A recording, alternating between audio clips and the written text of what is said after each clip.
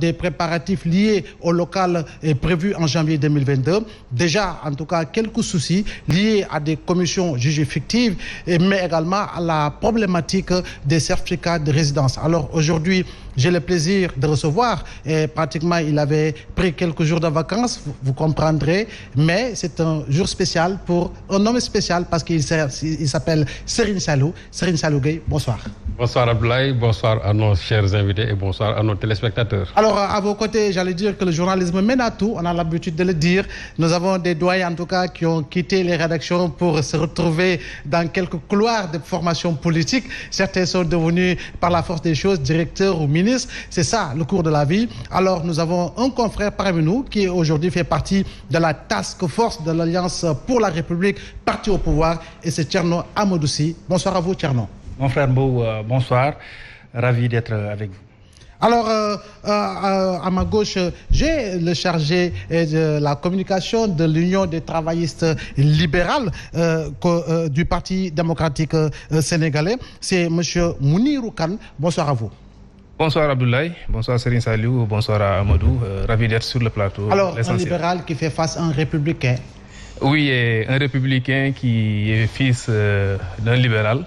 Ça ne peut qu'augurer de bons débats. Alors, je vais commencer par vous, bien sûr. Alors, quelle a été justement, et aujourd'hui, quelle peut être justement la position du Parti démocratique sénégalais si l'on sait qu'il y a en tout cas des informations données à travers les médias et qui concernent en tout cas des commissions jugées fictives au niveau de Dara, mais également de Joal, avant justement d'entrer dans le vif du sujet par rapport à d'autres problématiques concernant justement la préparation des élections locales. Écoutez, je pense que la gestion d'une élection repose sur les épaules du gouvernement. Et c'est au gouvernement à qui nous avons confié les ressources de notre pays et à qui aussi nous avons confié le gardiennage, si je peux le dire ainsi, de notre démocratie, qui doit veiller sur la bonne marche de nos institutions, mais sur la bonne tenue des élections.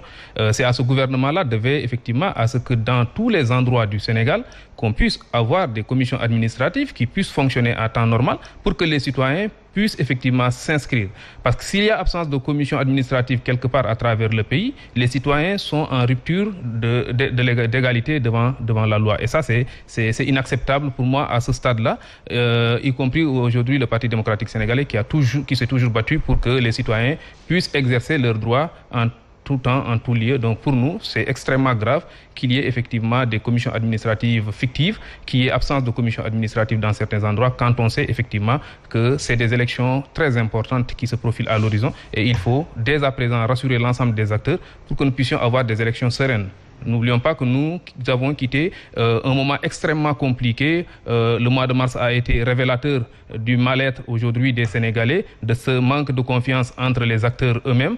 Et il faudrait effectivement que le gouvernement puisse rassurer à ce niveau, qu'on puisse effectivement avoir la volonté d'aller à des élections transparentes. Mais ce que nous constatons effectivement, ce n'est pas le seul fait marquant. Il y en a d'autres, nous reviendrons certainement au cours du débat, mais c'est extrêmement grave que nous puissions constater effectivement ces genres de choses, surtout que nous savons que c'est des choses comme ça qui vont conduire à une instabilité politique qui effectivement sera notée à l'issue des élections. Alors Serigne Saliou Gueye, il a dit des choses extrêmement graves qui se passent au Sénégal en direction justement des élections locales prévues en janvier 2022. C'est énième report.